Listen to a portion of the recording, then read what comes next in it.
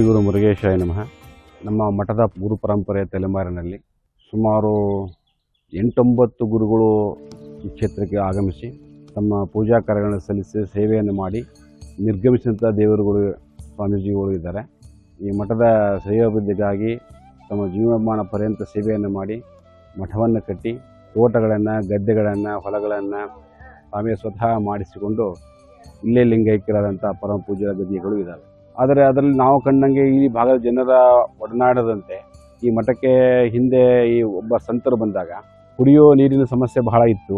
ಅವಾಗ ಈ ಭಾಗದ ಭಕ್ತರೆಲ್ಲ ಬಂದು ಕೇಳಿಕೊಂಡಾಗ ಪೂಜ್ಯ ಗುರುಗಳು ಈ ಜಾಗಕ್ಕೆ ಬಂದು ಇಲ್ಲಿ ಒಂದು ಜಾಗವನ್ನು ತೋರಿಸ್ತಾರೆ. ಅಪ್ಪ, ಇಲ್ಲಿ ನೀವು ಗಂಗೆಯನ್ನು ಕರೀರಿ, ಇಲ್ಲಿ ಸುಮಾರು 5 ಅಡಿ ನೀವು ಆಳವನ್ನು ಗುಂಡಿನ ತೋಡಿದಾಗ ಇಲ್ಲಿ ಗಂಗೆ ಪ್ರವೇಶ ಆಗುತ್ತೆ.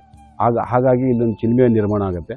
ಹಾಗಾಗಿ ಈ ಮಠಕ್ಕೆ ಚಿಲುಮೆ ಮಠ ಅನ್ನತಕ್ಕಂಥದ್ದು ಪಾರಂಪರಿಕವಾದಂಥ ಹೆಸರು. ತದನಂತರ ಬಂದಂಥ ಎಲ್ಲ ಪೂಜ್ಯರುಗಳು ಇಲ್ಲಿ ಹೆಚ್ಚಾಗಿ ಒತ್ತು ಕೊಟ್ಟಿದ್ದ ಕಾಯಕಕ್ಕೆ.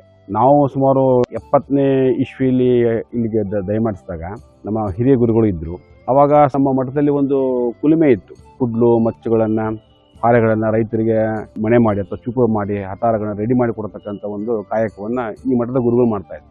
ಯಾವುದೇ ಥರದಂಥ ಭಿಕ್ಷಾಟನೆ ಆಗಲಿ ಮತ್ತೊಂದಾಗಲಿ ಮತ್ತೊಂದಾಗಲಿ ಇಲ್ಲಿ ಅವಕಾಶವನ್ನು ಕೊಡಲಿಲ್ಲ. ಹಿಂದಿನ ಗುರುಗಳಂಥ ಶಿವದೇವ ಸ್ವಾಮಿಗಳು ಇದಕ್ಕೆ ಒಂದು ಕಾನೂನಿನ ಮಾನ್ಯತೆಯನ್ನು ಕೊಡಬೇಕಂತ ಹೇಳಿ ಇದಕ್ಕೆ ತಮ್ಮ ಹೆಸರಿಗೆ ಈ ಮಠದ ಜಮೀನನ್ನು ಖಾತೆಯನ್ನು ಮಾಡಿಸಿಕೊಂಡು ತದನಂತರ ನಮ್ಮ ಹೆಸರಿಗೆ ಅದನ್ನು ಜೈಂಟಲ್ಲಿ ಇಟ್ಟು ಮಾಡಿಕೊಟ್ರು.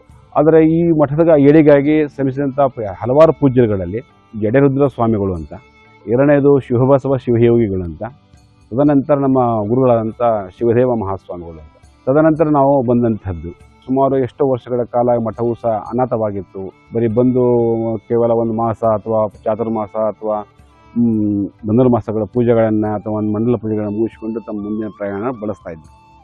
ಆದರೆ 70ನೇ ಇಸ್ವಿಯಿಂದ ನಂತರ ನಮ್ಮ ಹಿರಿಯ ಗುರುಗಳು ಬಂದ ನಂತರ ಈ ಮಠವನ್ನು ಇವತ್ತು ಕಾನೂನಿನ ಅಡಿಯಲ್ಲಿ ಸಕಲ ರಕ್ಷಣೆಯನ್ನು ಮಾಡಿದ್ದಾರೆ. 72ನೇ ಇಸ್ವಿ ಬಂದಾಗ ನಮಗೆ ಪಟ್ಟಾಧಿಕಾರ ಸಂದರ್ಭದಲ್ಲಿ ನಮ್ಮ ದೊಡ್ಡ ಮಠದ ಮಲ್ಲಿಕಾರ್ಜುನ ಸ್ವಾಮಿಗಳು, ಚಿಲುವೆ ಮಠದ ಮಹಂತ ಸ್ವಾಮಿಗಳು, ತದನಂತರ ನಾವು ಮತ್ತು ಈ ಮಠದ ಜವಾಬ್ದಾರಿಯನ್ನು ತಗೊಂಡ್ವಿ. ನಮಗೆ ದೀಕ್ಷೆ ಕೊಟ್ಟಂಥ ಗುರುಗಳೇ ನಮ್ಮ ಹೆಬ್ಬಾಳ ಮಹಾಂತ ರುದ್ರೇಶ್ವರ ಮಹಾಸ್ವಾಮಿ, ಹಿಂದಿನ ಮಹಾಂತ ರುದ್ರೇಶ್ವರ ಸ್ವಾಮಿಗಳು ನಮಗೆ ದೀಕ್ಷೆ ಅಧಿಕಾರವನ್ನು ಕೊಟ್ಟರು. ನಮ್ಮ ತಂದೆಯ ಹೆಸರು ಬಸವಣ್ಣಯ್ಯ ಅಂತ, ನಮ್ಮ ತಾಯಿ ಹೆಸರು ದಾನಮ್ಮ ಅಂತ. ಈಗ ನಾವು ಬಂದ ನಂತರ ಮಠಗಳಿಗೆ ಕೆಲವು ಜಮೀನು ಅಭಿವೃದ್ಧಿ, ನಾವು ಸಹ ಕಾಯಕವನ್ನು ಮಾಡ್ತಾಯಿದ್ವಿ.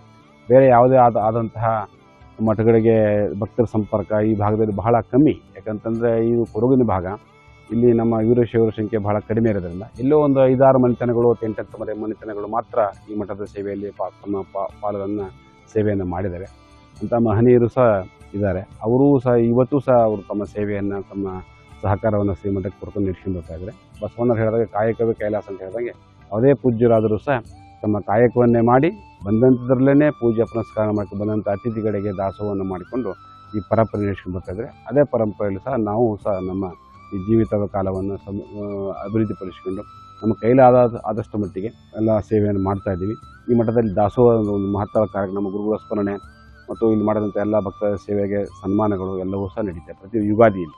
ಸದ್ಯಕ್ಕೆ ಈಗ ಈ ಮಠದ ಪರವಾಗಿ ನಾವು ಒಂದು ಕಲ್ಯಾಣ ಮಂಟಪವನ್ನು ನಾವು ಮಾಡಿದ್ದೀವಿ.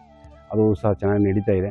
ಇದಕ್ಕೆಲ್ಲದಕ್ಕೂ ನಮ್ಮ ಪೂಜ್ಯ ಹಿರಿಯ ಗುರುಗಳ ಆಶೀರ್ವಾದ ಮತ್ತು ಭಗವಂತನ ಕೃಪೆ ಇದ್ದರೆ ಅವನು ಸಹ ನಾವು ನೆರವೇರಿಸ್ತೀವಿ. ಕಾಯಕದ ಪರಂಪರೆಯಲ್ಲಿ ನಮ್ಮ ಮಠ ಮುಂದುವರಿತಿದೆ ಅಂತ ನಾವು ಹೇಳಕ್ಕೆ ಇಷ್ಟಪಡ್ತೇವೆ.